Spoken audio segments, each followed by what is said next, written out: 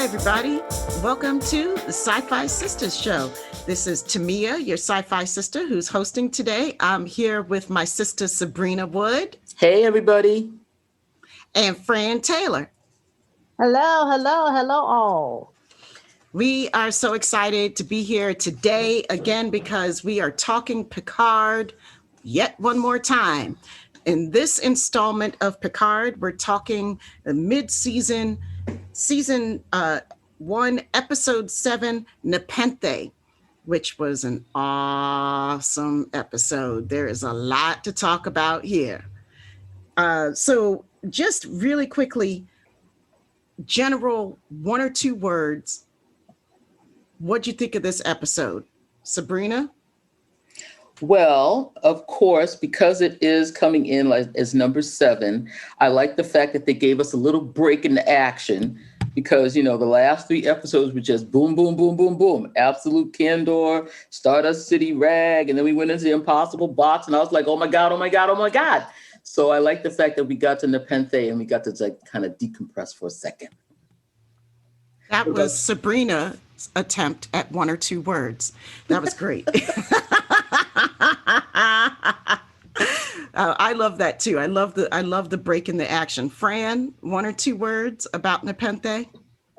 Well, I like the fact that Riker and Troy were still together, and for the most part, overall, they were happy and in love and had this brilliant daughter.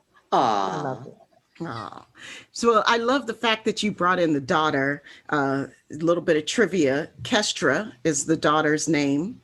And do you guys know who she was named after?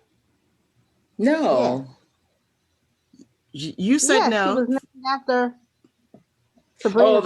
The daughter in Next Gen. Sabrina said no. Fran said yes. But then I remember. Yes, her sister. Mm-hmm. Yeah, Troy's sister. Kestra from the one that fell in the pool. From TNG, season 7, episode 7, Dark Page. Mm-hmm. Okay. Yeah. When Roxana was going through some issues and trying to suppress these painful memories. Tell you, boy, can't suppress. It always bubbles up to the surface. It does.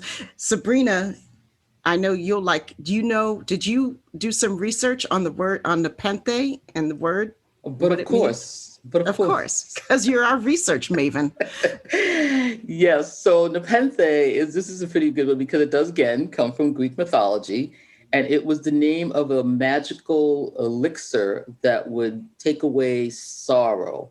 And so it was given to Helen of Troy in the Odyssey. So I think it's very, very fitting that Troy is on a planet named Nepenthe, where she is gone to, relieve her sorrow of losing her son, Tad. So that's the background of the word Nepenthe. Very nicely done. Thank you. You're welcome. School is in session, y'all. Buckle up. Gotta read the Odyssey, y'all. You gotta read the Odyssey if you're gonna watch Star Trek. Classics are coming back to you. That's true. It's all this stuff in school that you're like, when are we ever gonna need this? Well, folks. Just to get into the layers of Star Trek. That's all. I got my Shakespeare book over there. Yeah, I do say, let's not forget Shakespeare, too. Yeah, I have my Shakespeare right over here because I'm like, what act, Mr. Spock? Okay, so the little bit of a plot summary. Picard and Soji transport to the planet Nepenthe, home to some old friends. As the rest of the La Sirena crew attempt to join them, Picard helps Soji make sense of her recently unlocked memories. Meanwhile, Hugh and Elnor are left on the Borg cube and must face an angered Narissa. So that's a brief summary direct from IMDb. Paraphrased only slightly. This episode was written by Samantha Humphrey and Michael Chabon. And I know I'm gonna mess up his name. Was directed by Douglas Arniakowski. Yeah. Somebody out there, please correct me We're and let me sorry. know the correct spelling. And I apologize right now. I thought it was beautiful direction. There were some gorgeous shots in this episode, starting from the very beginning, I mean, they just drop you right into the action, right where the previous episode left off, that's Well, Douglas has done some of my favorite other episodes too, because he also directed Bright Star, which I thought was another beautiful one. And he did Sound of Thunder, and he did my favorite, Through the Valley of Shadows, baby, when they went back to Borat. So those are all his. Is he the flare he's a, guy? huh? Is he one of the flare people? The flare, the camera flares, the light flares. He does those too, doesn't he? I saw some light flare in this one, but not like a huge amount of it. No, I didn't. Okay. No. Yeah, I know what you talk about, the light flares, but oh God, it was a beautiful, what, 3 moon planet. I mean, it was just gorgeous. I thought it was beautiful. The renderings of the planet itself, and the moonscape and everything. Oh my, yeah. I want to move to Nepenthe, personally. And the little bunny in the beginning. Remember, saw the little bunny. He wound up on pizza, but he was a little bunny that was in the little. I said, "Oh, poor bunny." He ended up on the pizza. That's right. He ended up on the pizza. He did. So, diving right in, then, since we're already warmed to this topic, let's get into the things that we liked about this episode. Me personally, I have 1,000,002 things that I liked. Like, I filled up an entire page of notes of things that I liked, because it was like eye candy for me. I thought almost every shot was beautiful. There was like no wasted shot here. My eye had a gorgeous photograph to look at every time. And the dialogue, there was no wasted dialogue in this episode either. So I mean, I was just, and of course we had a special reunion, which still, I can't tell you how many times I've watched this episode and still brings tears to my eyes, but those are a few of the things that I liked about this episode.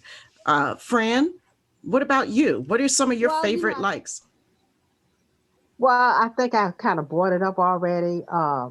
They are still together, and they have this brilliant, funny child, and and Riker still has all that jazz with him.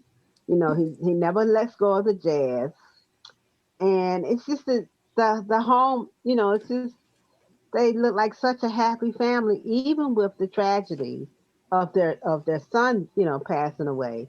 But they go into their better. But I just thought it was just so homecoming-ish. It's like it was a homecoming for the fans and for Picard. So I love that. I agree. I just love that.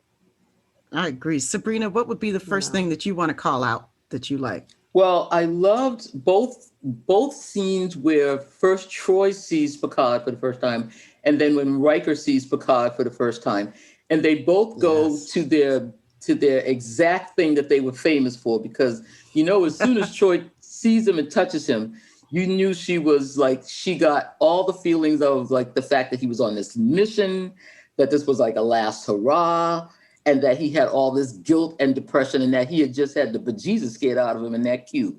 And Troy felt it all when she got him, and she was just like, oh my, And then he goes in and he sees Riker for the first time, and my boy just gets like dough flour all over his leather jacket. I'm like, oh, Riker, what are you doing? And he's like bang, bang, banging on him. And then the next thing he knows, he takes one look, knows he's in trouble, and he just says, what, ladies? Shields up, perimeter scans to maximum, anti-cloaking scans too. He just went total first officer. I said, oh my God, they haven't missed a beat, either one of them. Right? Neither one of them. I mean, I tell you, when Deanna first sees Picard, excuse me, sorry. When Deanna first sees Picard, that's when I start getting teary-eyed right away, because I think Marina Sirtis did an amazing job in those moments. all the complexities of emotions that she was going through. Fran? Mm-hmm. Oh, I totally agree. She just nailed it. You were kind of back on the Enterprises, but at home Enterprise, you Yeah, know, she just went and with the totally. hugs and the hugs, and they look so genuine because I think they were genuine between the characters and the actors portraying the characters. It was so real. Yeah, It was so yeah, real. that's a good point. That And that was not he acting. finally, there wasn't acting. And he finally got some more supportive, because everywhere he's been going, he was his only other one that was really glad to see him. But they were supportive of him too. And they told him that whatever you need, you can stay here. They were so supportive of whatever he wanted to do. And I was kind of glad for that too. Yeah, which was exactly the reason why he didn't want to go there in the first place. Hmm. Why he got the Motley Crew together, because he knew as soon as he showed up on Nepenthe, they would have just jumped right into it. And they had Kestra now. They'd already been through this death of Tad, which we didn't know at the time. Hmm. But he wasn't going to put him through anymore. Right. Hmm. So, So yeah, yeah. that It's was just, that was definitely one of my favorite things that happened in that one there. But so what so Go what do you ahead. think? What do you think, Tamia? What do we have any? Are we on to head scratches or No, no, there's favorites? not even close to being on to head You scratchers got more yet. Are you favorites? What's kidding your me? Are you kidding me? We have so much more to talk about in this episode. We only went through one thing. We only went through the beginning scene that just got us Okay. all in the gut, All right. all in the feels with the reunion, which is like the biggest part of this episode, We were right? waiting for it. We were waiting for that. Oh my God. I didn't know how much I missed those characters until I saw that reunion.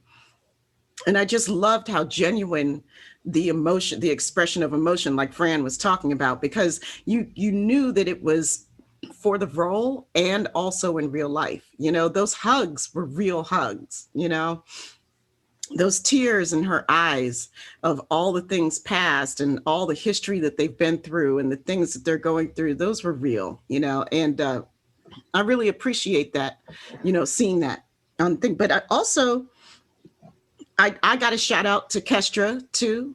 Her name, the actress who played her, is Lulu Wilson. Hmm. And she just did a phenomenal job. I mean, like, she was hmm so engaging. I ate her up every moment she was on the camera. Yeah. It was a really fantastic character and a really good job done portraying her. And like, I really want to see her in some more in future episodes Well, somewhere. they've been That kid talking needs a about. show. No, they were talking about bringing them back in, Riker and Troy, and I'm sure if that means Kestra too, because I don't think anybody is surprised to see that Lulu Wilson at 15 years of age nailing that part and just making me truly believe that she listened to all of her parents' story and knew everything about Data.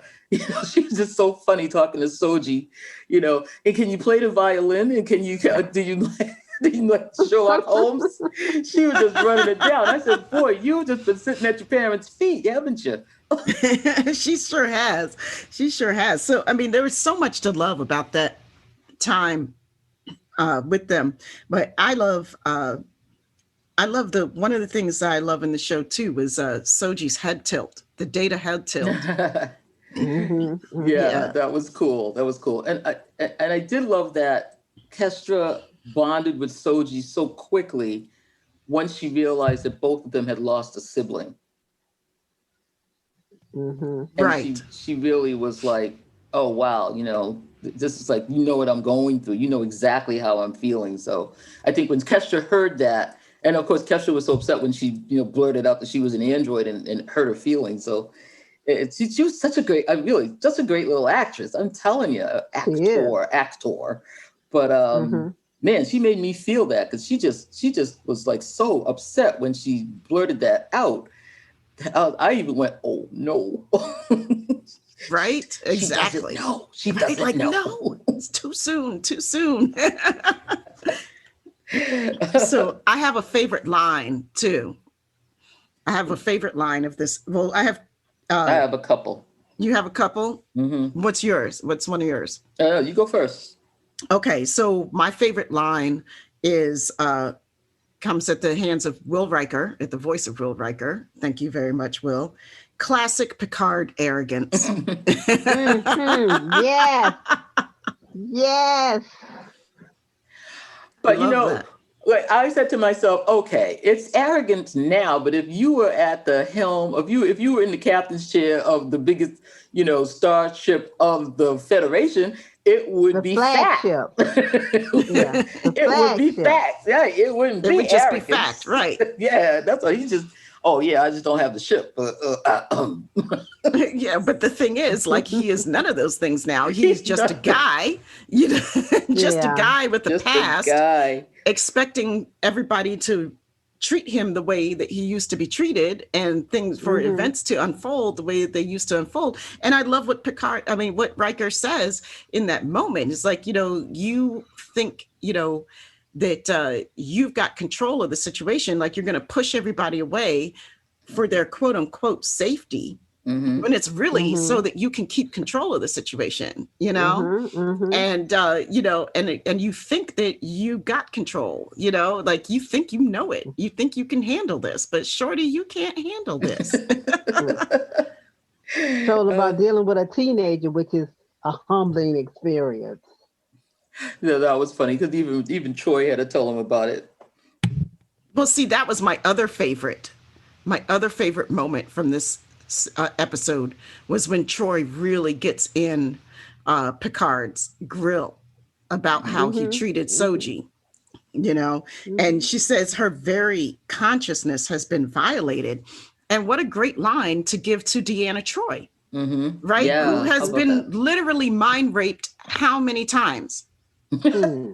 Right. She understands about consciousness being violated. And the other thing that I love about this episode, and I really didn't realize it until I was watching it today, was that Agnes Girardi now understands that violation too, because Commodore O did that to her. So this whole episode has repercussions of dominance and power and forced mind violations. Because she really didn't get her permission to do that. She just went, just break, just came at her face. She just came at her face. Right. And she didn't even know what she was about to do, for real. Agnes was like, no. So we got a lot of, and I love that, like, actually, like, it's a bunch of women speaking up against, like, yo, shorty. And so Marina Sirtis or Deanna Troi saying to Picard, how dare you have no idea what this child has been through, how dare you mock her, what she's gone through. Right. So that was another favorite moment of mine, in the show. And then I loved, how many times can I say I love something? Who else has something that they love? My favorite line, I had a couple of favorite lines. And my favorite one was Picard at the dining room table, which I loved when Troy said, just pretend our dining room is the briefing room, the briefing table. They were like all around the table again. I loved that. But then Picard said, I was wasting my life, but now I have a mission, and nothing and no one is going to stop me. I was like, oh, baby. Yeah, there he is. Back. Okay. All right. My boy is back. And he was dead up like, okay, we're going to get plan B. We're going to run this shit down. We're going to find some freaking synths and we're going to see what's going on. But that was great. And then I did like the one line where it was Kestra when she was talking to Soji and she said, you have a home world. Yeah. I just love that. And Soji looked happy for the first time. She was like, yeah, I do. But then if you saw Troy's face when she said like Adana, and Troy just looked like Adana, hit her in the heart when she said that. But it was just such a cute moment when she said, you have a home. Will looked at her. Yeah. And when Will looked at her, because Will he knew that would kind of, I said, oh. Bad. Yeah. That was rough. But Kestra was going to give it to her. Kestra's like, here, you got a home world now. We're going to go find this place. There's your home world. Those are my two. I want to see who Captain Randall is. Speaking of, I wonder who, because he has to play a part in this if we see them again. Well, I hope so, because they certainly like painted a picture of this man, They did. And I was like, is he somebody from like, is he an obscure Trek reference that I don't know? Okay, because I don't know why, but every time they kept saying his name, I kept thinking, don't yell. I don't know what the other captain's name was, but remember in Deep Space Nine that Dax had some guy that had the clear skull, and Bashir was like always mad because she kind of was liking this guy with the clear skull, and I was like, was that guy's name Crandall? I don't remember. Yeah, no, that was not his name. I don't remember what it was. I kept thinking every time I hear Captain Crandall, I picture him with a clear skull. When over on the other side of Infinity Lake, there. talking to Kessler with his clear head. I'm thinking that it might be that when I heard Captain Crandall, I'm thinking of an old wrinkle up ass Q that decided that he was going to come there and be there because that was part of. But I may be way off here, but I think it might be Q because he's aged up. That would explain why he's aging. Why he has aged. You think Captain Crandall might be Q? Is that what you said? I sure do. It might be because you don't know what went on in the continuum after. We're gonna put his crazy ass out again. I think that's as plausible as it be him being the clear-headed guy. So the clear-headed guy. Because he could have, because they put him out once before, and they could put him out again. And say, okay, you're gonna be mortal, and you're gonna age to do so and so and so, and he has all this knowledge. So I don't know. It could be. Yeah, because he sure knew where that planet was. Put people out of the continuum. Hmm? He sure knew where that planet was pretty quickly. He did, didn't he? I'm going to get back to that because I'm going to put that back on the head scratcher. So I'm going to come back to that. Okay. But, yeah. All right. All right. So, Fran, do you have your favorite quotes? I don't have any favorite quotes. I really don't. You took them all. I don't know if, well, no, not really, but I noticed when she said, that's your Adami. When she said, when Riker looked at her and, of course she thought about Thad. And I'm like, oh, look at that. Look at that moment, but she was okay. She turned out to be okay with it. I'm talking about Troy. Oh, wait a minute. Yes.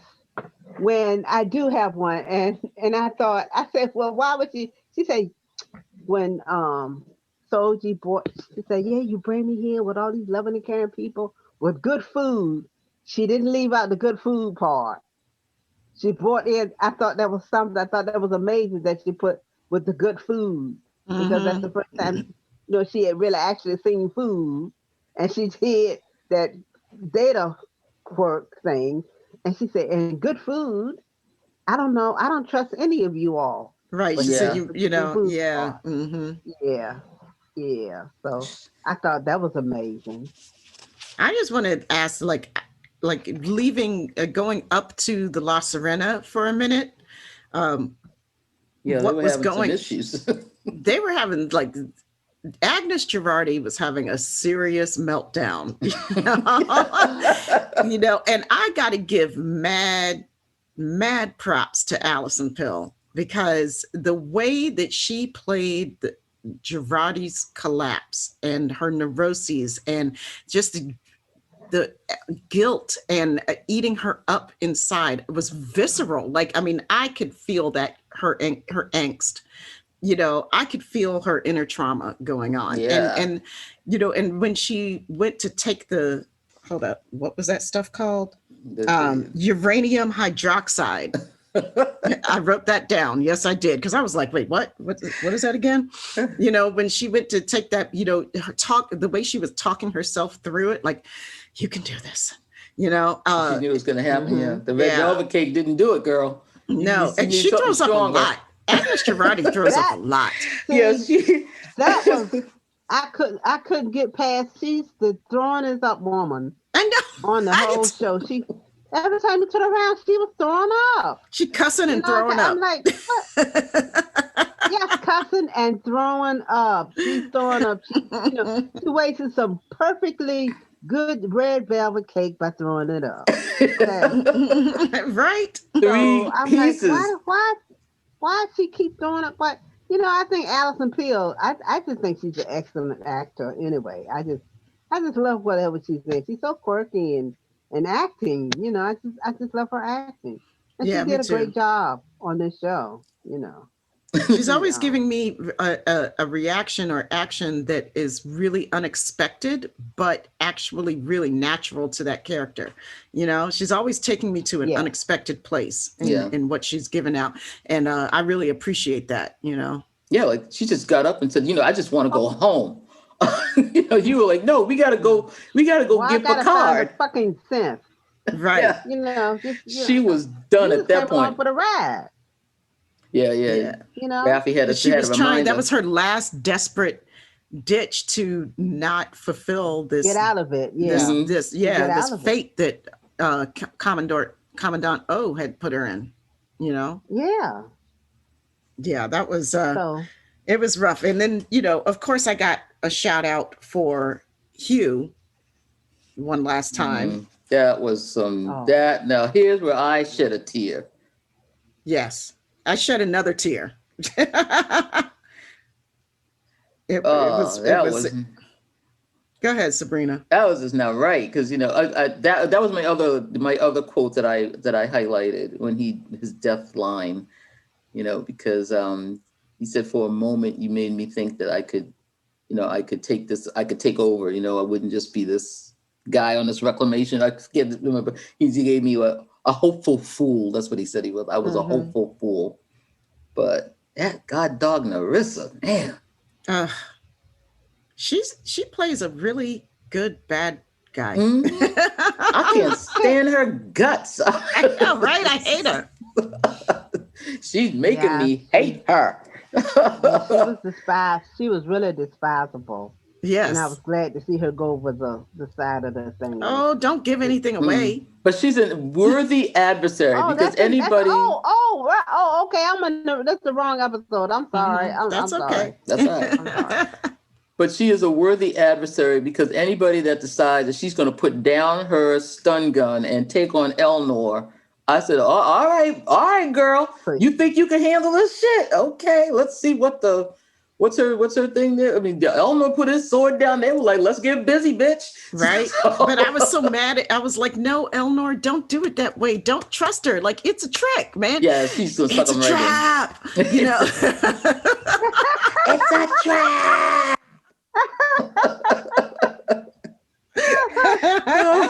And this was like Romulan on Romulan, so he should have known something was going on. Absolute candor. Can you remember that, please? Right, but see, that's where that's where being raised so honestly is a detriment. He does not understand guile. Right, and he does not.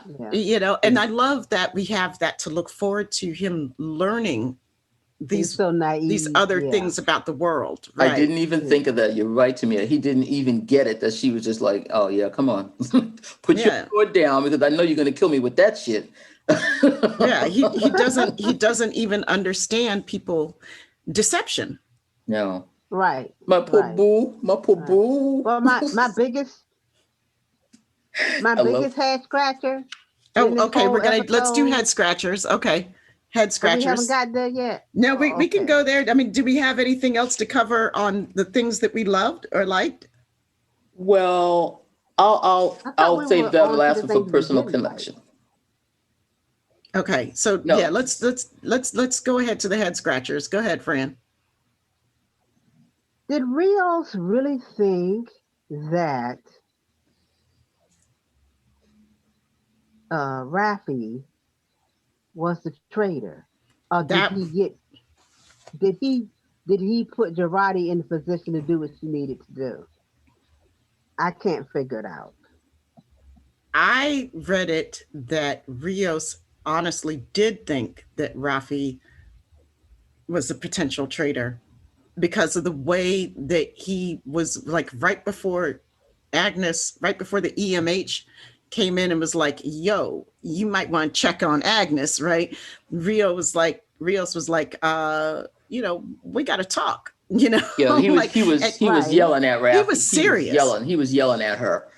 And she was like, what are you fault? Yeah, and she was like, well, what are you going to do? Throw me in the brig? Or like, it's like, are we talking to throw me in the brig? And he got thrown out of airlock, and he got real quiet and just looked at her. And that's when she was like, wait, what? So he really was thinking that, it was her. He didn't even conceive that it might be Agnes. Wow. Well, because he didn't know where she went when they went back to, that planet, Free Cloud. Mm-hmm. He didn't know. She didn't remember. She came back all drunk. She was all mad. She came slinking back. Yeah. He didn't get it. She wouldn't tell him what was going on. She was, he was like, what did she just do? What she did. Right. Well, she did kind of explain to him. I remember when she talked about her son and the But that wasn't an explanation. That wasn't an explanation of where she's been. Like, she was drunk and high, and she was talking out of her ass. And so, like, that could have been a non sequitur of anything. It wasn't related to anything. We could relate to it. We knew what it was about because we're the viewers. But if you're Rios and that's just like random drunk high stuff. No connection. No connection. And and maybe somebody was blackmailing her because of the son. He didn't know what was going on. Like, why is she talking about a baby all of a sudden? What's going on? But he couldn't figure out that Agnes was it because he said, you've been on the ship since we started. Right. So he couldn't conceive of the fact that this was a plot that had been hatched way before they even set up. But if you look back, she did.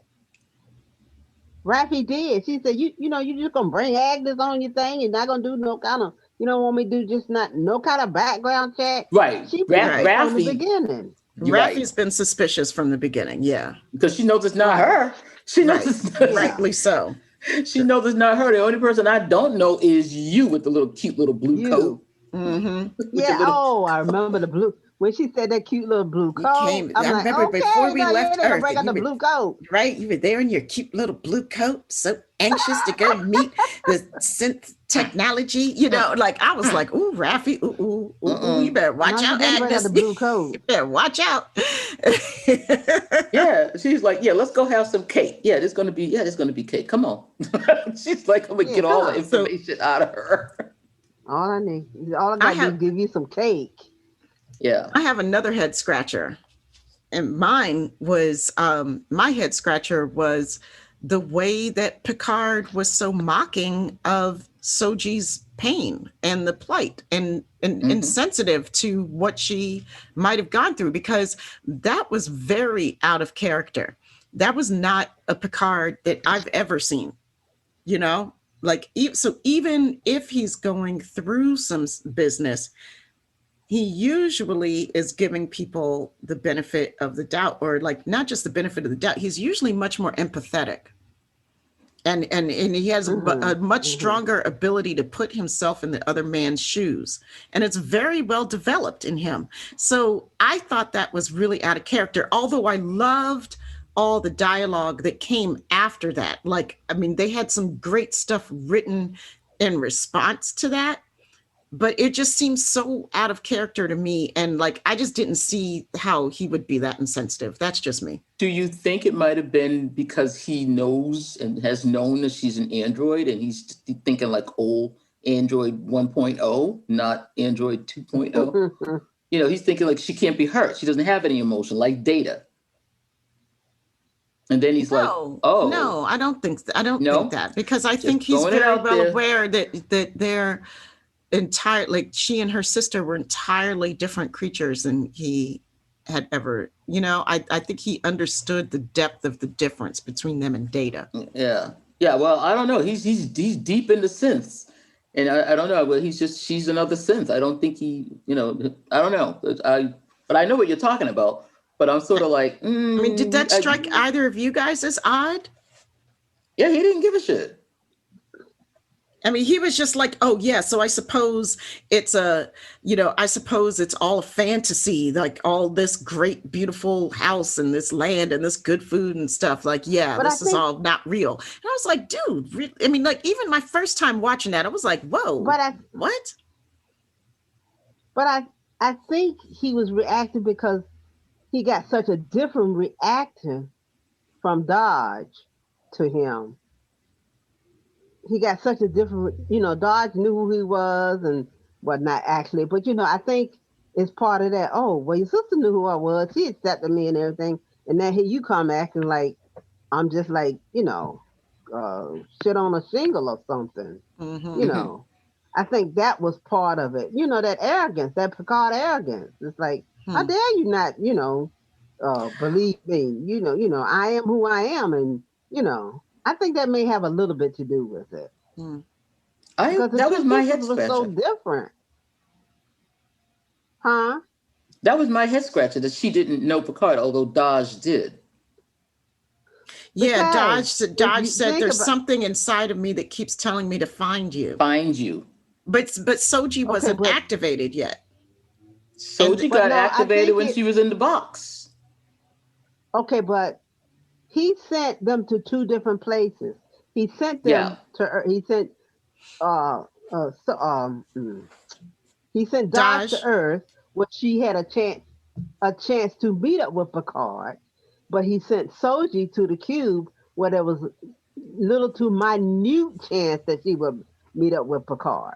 good I point. think Yeah, that's why that's the the two only, that's a didn't put good, the built-in thing. They could have had two Because different sets of instructions written.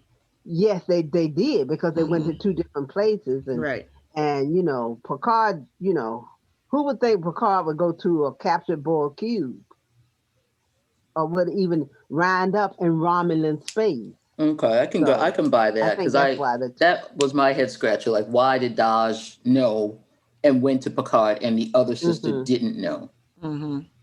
didn't. Two different instructions. Okay, Yeah. friend, I'll buy that for $1. I'll buy So that. I think all of I think all of those were some good head scratchers this week. Well, I still have another head scratcher. Oh, okay, come on with it. Well, yeah, well, it's not a head scratcher, but it's just like I was sort of like, I, the whole Hugh Elnor thing just didn't sit right with me, like the getaway. And I get why he stayed behind to cover their escape, but I guess because I'm like, well, why did you just get in the thing too? And I'm like, why did you all just go? But I guess if they had XBs on there, they could have gotten into the room too and found out where they were going. It seems strange to me if you got a spatial, transporter, like why wouldn't everybody jump in there and just Why didn't all seal the four of room? them just get in there and go? And seal the room. I mean, seal the room or destroy the room or whatever. But okay. Well, So how many XBs do you think they could have gotten out of there in time? That whole the whole cube was full full of XBs. right. So somebody That's a must have lot of known where XBs, the and there's room one was. portal. But I I'm don't just saying, think like somebody he would have wanted known to where the leave. room was if I don't think he wanted to leave his XBs to leave the XBs behind to fend for themselves. I Right. think he yeah, was still being protective of them. And you wasn't gonna. Elnor had already, like, Picard had dissolved Elnor's contract, like Yeah. service to him. So Elnor was free hmm to choose his next hopeless cause. Yeah, And okay, that's true. All right, that he makes saw that yeah, and it was truly a pretty hopeless cause, yeah. You gonna go here? Yeah, pretty much. and it's the XBs are not like, they're in, hospital rehab, basically. None of them are Yeah. particularly healthy, Yeah, they like need the they Romulans need to they step don't up their surgery they technique don't have because their wits about them. They certainly don't have their physical means to cope with it. Like, they were sitting ducks. Yeah. yeah. They were captured. Hmm. It was a captured Borg cube, and they were Right. captured. You know what I'm interested to see in the future is what the Romulans end up doing with all this Borg tech that they're Oh, for reclaiming real. and taking out. Like, Well, because they're up to something. well, the cube. They don't have the cube anymore. It's not So they about don't have the tech.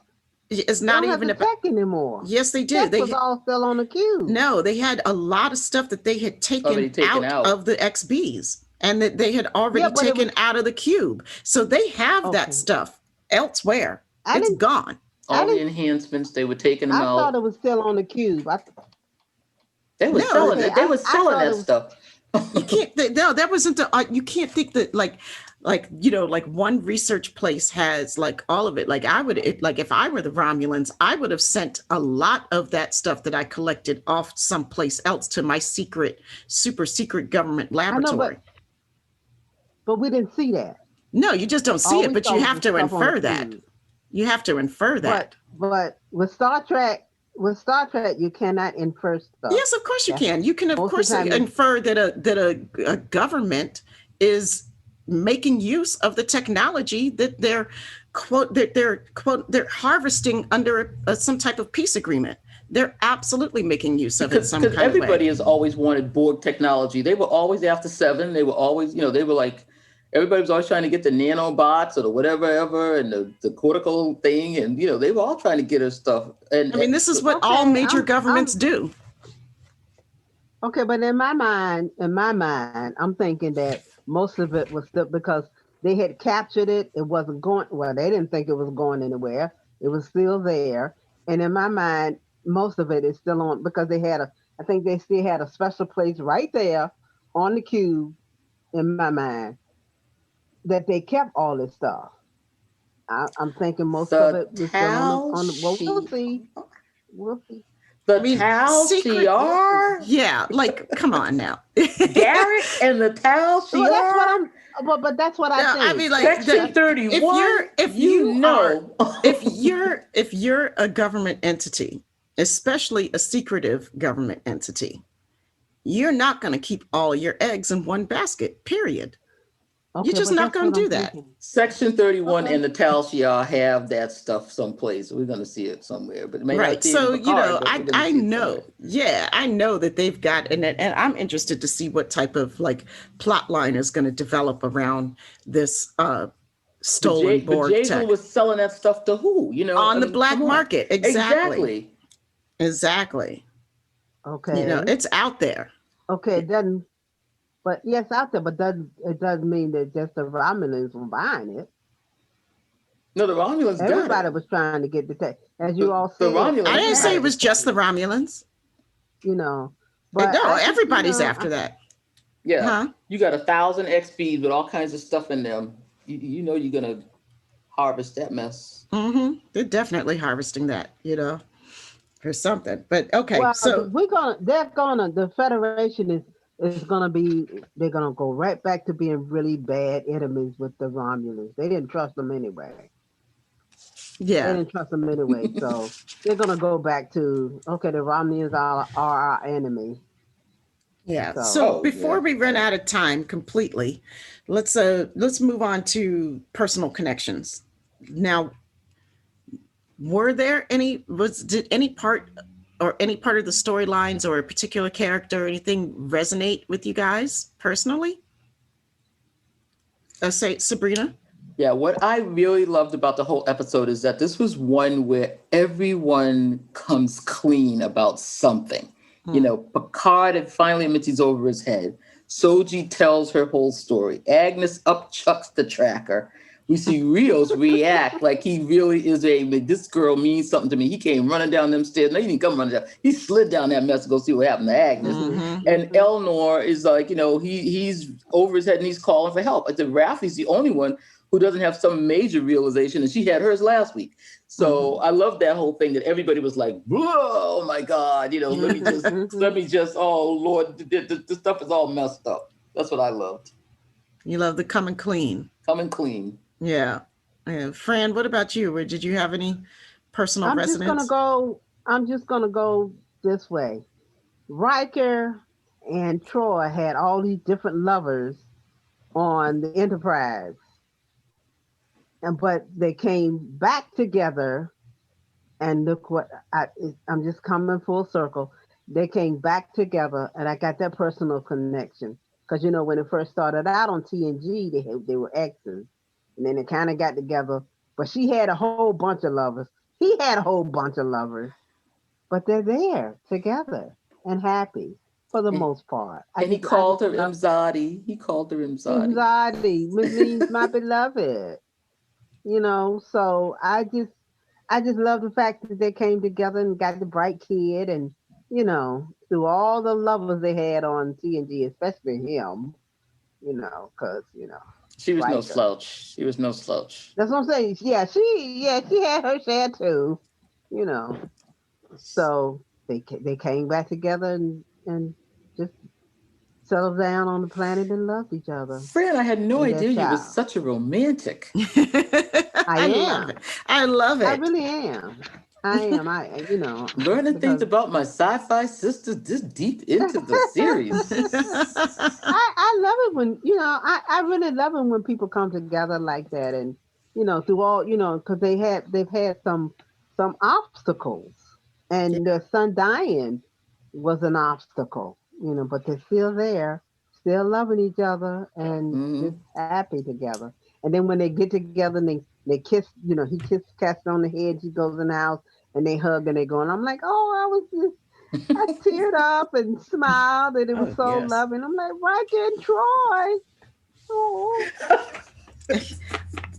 So I love my personal connection is really close. My personal residence is really close to Fran's, and it's not necessarily just the relationship of it of the two of them, but just how good it felt to see them, to see the trio, just to see part of the next gen crew together again, you know, and it resonated so deeply with me, the connection, like how deep their connection really was, you know, and I just felt like it was so beautiful to see these characters relating to each other in a different dynamic than what we always saw on the Enterprise, you know, which was like Picard's the boss and everybody else is around him, and he didn't have these close interpersonal interactions on the show that we saw very often, you know? So it just felt really good to see a more natural,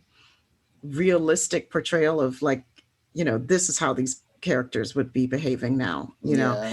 And it felt like a big warm fuzzy in my heart when they all came back together, you know? And that, I remember when the show premiered, like that carried me through till the next week, you know? Like I was good for a while, you know? I carried around the big fuzzy for a nice hot minute, and, you know, I tell you, listeners, we got two sci-fi sisters here that are just about to cry. They're just about to cry about Riker and Troy and everybody coming back. Oh, they're making three sci-fi sisters. We love this show. You know what I did love? I love when Picard came in and he introduced Troy as commander. And you knew, and Riker too. It was just like, oh, they're still active. Okay. Oh, that's right. I like that little seed that Riker planted. You know,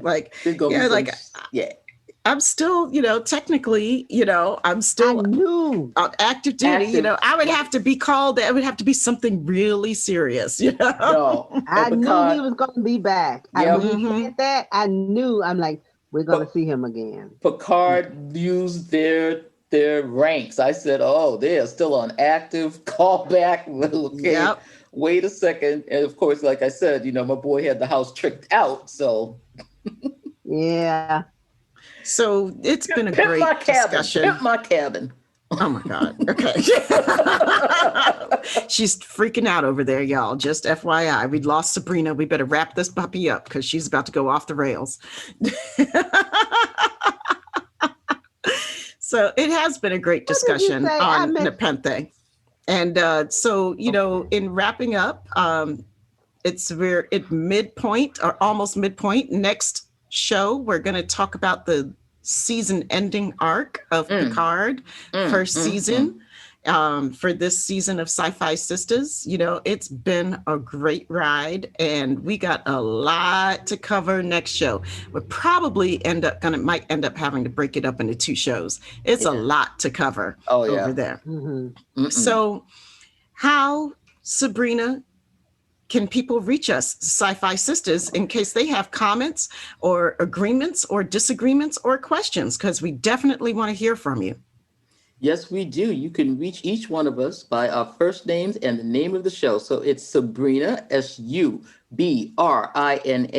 at SyFysistas.com, and that's SyFysistas.com. I did it. I did it. Yay! And Fran's is. And with that, mine is the same, except it's Fran T with the same SyFysistas.com. And I'm Spelled Tamia. the same way, of course. And I'm Tamia at SyFysistas.com. That's TAMIA at SyFysistas.com. As well as you can feel free to come join the fun with us on Facebook. Our Facebook group is the SyFy Sistas Mothership, just like George Clinton would say it. Put a swagger in the mothership. MUTHASHIP. So we have a great, really active group with some of the best fans of all genres. And so join us on the mothership. And come and join us on the Lido deck for the party. And thank you so much for listening to us. And we will see you next week. Bye. Live long and prosper, y'all. Bye-bye. LLP.